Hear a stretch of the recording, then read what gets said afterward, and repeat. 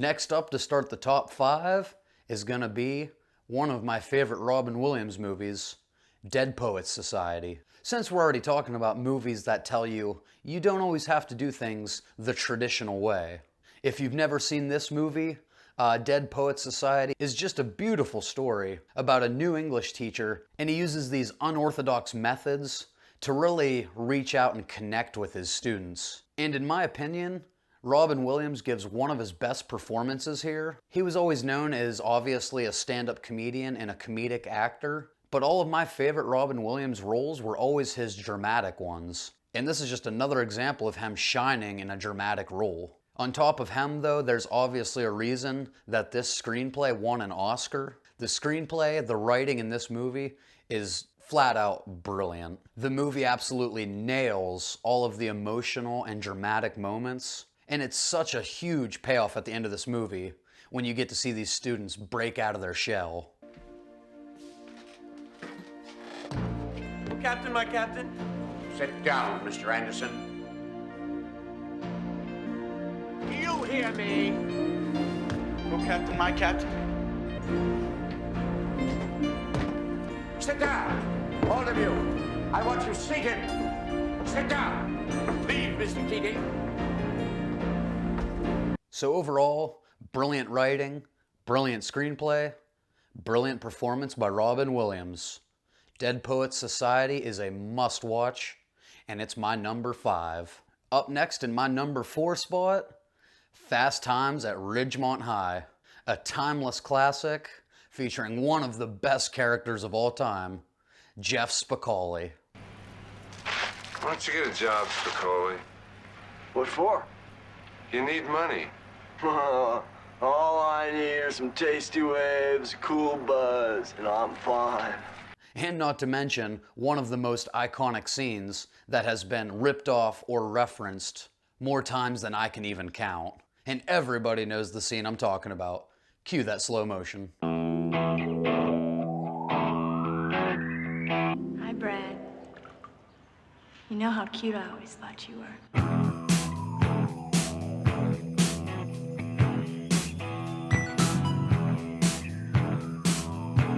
Now, not only did this movie accurately depict the typical high school tropes between crushes and relationships, sex, drugs, and rock and roll, but it even went one step further and added other elements to keep the story engaging. This movie throws some fantasy at you, it throws romance, and similar to Juno with the pregnancy angle, this movie throws some unexpected real issues at the viewers.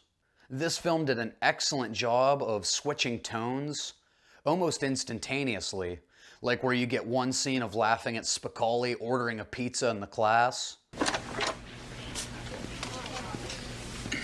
Order the double cheese and sausage. Right here, dude. We then move right forward to, say, Hamilton working at a job that he hates, a feeling we can all relate to. It says 100% guaranteed, you moron. Mister, if you don't shut up, I'm gonna kick 100% of your ass! This movie is just a great time, but serious when it needs to be. At number 4, Fast Times at Ridgemont High. As you all know, this is my favorite section of any ranking list. We're in the top 3. And to start off my top 3 list, 21 Jump Street. Now, I still remember my first time watching this movie, coming in with absolutely zero expectations. All I knew is that I liked Jonah Hill, and that was it. And I have to say, I was pleasantly surprised to discover that Channing Tatum is just as funny as Jonah Hill, and this movie is funny as hell from beginning to end. You punched me because I'm gay?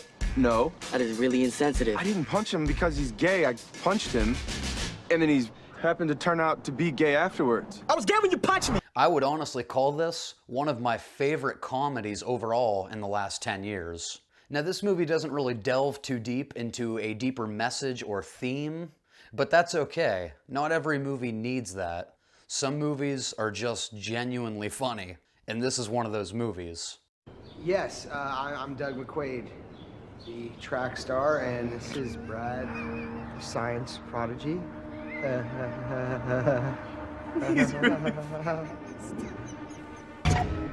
Was this funny to you guys?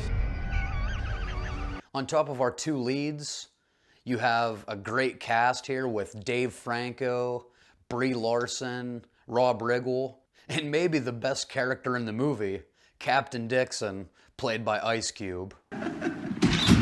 Hey! Stop fucking with Korean Jesus. He ain't got time for your problems. He busy with Korean shit. Now, whoever did the writing for Ice Cube's character, I have to give a special nod to, because literally every line of his in this movie is an absolute banger. Yeah, because you some Justin Bieber, Miley Cyrus looking motherfuckers. Well, guess what, motherfuckers? I'm black, and sometimes I get angry. So suck a dick. So if you're looking to just turn your brain down and laugh your ass off, this is the movie for you. All right, now next up at number 2, and this was the hardest decision on the list. I had to decide if I wanted to go more with drama or comedy for my top 1. But ultimately, number 2 is gonna be The Breakfast Club. In my opinion, this movie can't be left out of any top 10 list of this type. This is a John Hughes masterpiece. You have 5 students from 5 different walks of life spending a Saturday detention together. And that's it. But each kid here gives an amazing performance, as we really have like the 80s version of some serious star power here, between Emilio Estevez, Judd Nelson, Molly Ringwald, who was like the queen of the teen genre back then, and of course Anthony Michael Hall.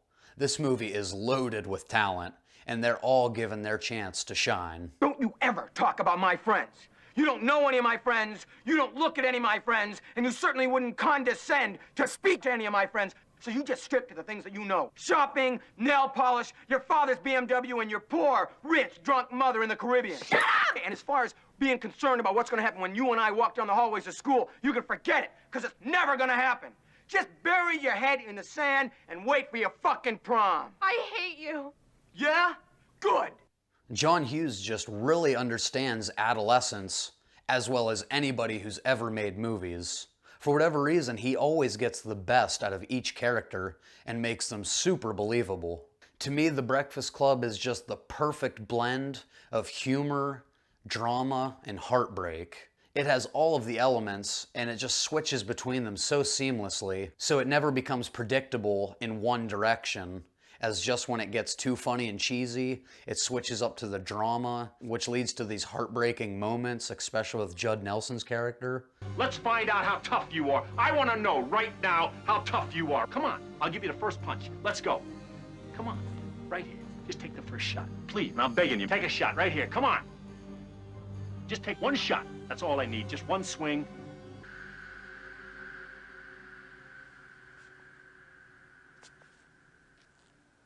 That's what I thought.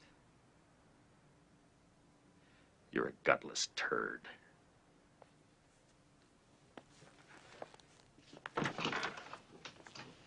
And then somehow they flip it on its head and put it right back to comedy. It's brilliantly done. And to me, this movie's really one of the best examples of that timeless quote of, "Don't judge a book by its cover." As in, don't judge other people because you don't know their journey, you don't know what they've been through. And unlike some of the other entries on this list, I'm looking at you, American Pie, this movie really ages well, and I feel like it still holds up if you were to watch it for the first time today. So if you haven't seen The Breakfast Club, absolutely watch this movie. But at the end of the day, there can only be one. There can be only one. And I've already mentioned Jonah Hill in this list. I've already mentioned Michael Cera on this list. And anybody that knows movies, I just told you what my number 1 is. That's right. Coming in at number 1, it's gotta be Superbad. Now, I mirror everything I said about 21 Jump Street as far as this movie being hilarious. But this is just number 1 because on top of the comedy, to me it also has a deeper message about friendship. You get an amazing cast here with Jonah Hill, Michael Cera, Seth Rogen, and Bill Hader. And of course, I am McLovin. You get your 3 central protagonists in these crazy situations that are just a lot of fun to watch. Who's that guy? Hi. Sing. You're a fucking singer. You sing, and you sing good. Sing it again. Like a bird. No, I know. I want to. You want a line of cocaine? No way, man. Yeah. These eyes cry every night for you.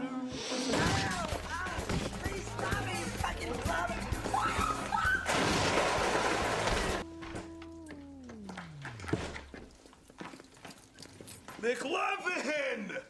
Nice! And man, I've always said these two police characters played by Seth Rogen and Bill Hader, they really should have got their own spin-off movie. I would have paid good money to see these two again. Ethnically, I mean, I mean, was he like us or a woman? no? Female? No, Is that what no, you're no, asking? I would say was he like What? African? Was he African? African. No. He was American, and he was like you. He looked just like you. He was Jewish. Just like okay. you. Jew. He was Caucasian. Caucasian. Oh. Okay. Kind of looked like Eminem. Does that help you? Eminem. So he was circular. Marshall Mathers, Eminem, the rapper Eminem. Do you look like this?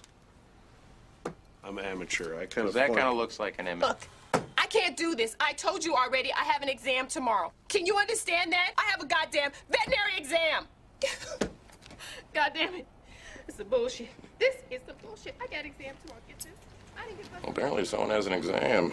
And while this movie is hilarious, I feel like it also touches on some real things. Judd Apatow is just so good at plugging in these subtle little themes into an otherwise hilarious screenplay and script. To me, this movie speaks a lot about being afraid to move on from your teenage years and kind of losing touch with some of your very best friends as you all kind of go your separate ways and start your real lives. And although on the surface, this movie just appears to be about the party or getting the girl, it's really about these two best friends and their final moments together. I love the final scene of this movie with Jonah Hill going down the escalator and losing sight of Evan.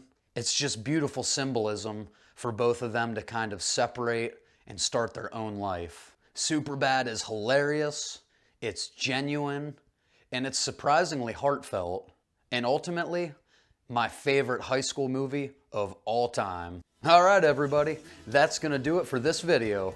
Please let me know your top 10 list, or top 5, or top 3 in the comments below. And which movie are you shocked that I missed? If you enjoyed this video, please give it a thumbs up and consider subscribing right over here so you don't miss any future content. And if you want to see where I started, feel free to check out some of my Friday the 13th reviews and ranking lists on this side right over here. And as always, we'll see you in the next one.